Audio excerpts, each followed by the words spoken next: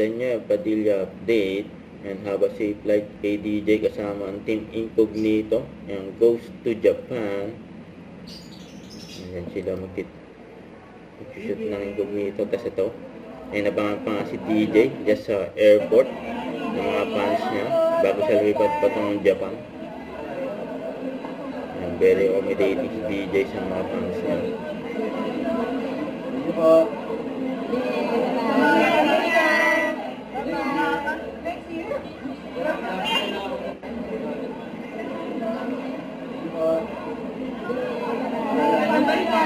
Binati pa nga si DJ na Happy Valentine's Day.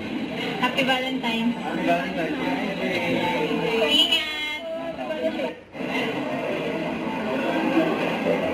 DJ, good luck shooting Incognito sa Japan.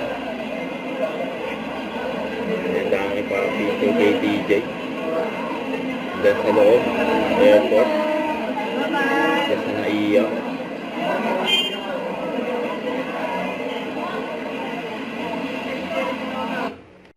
Don't forget to subscribe and click the notification bell for more updates. This is Victor the Action Vlog. Stay tuned for more video. See ya.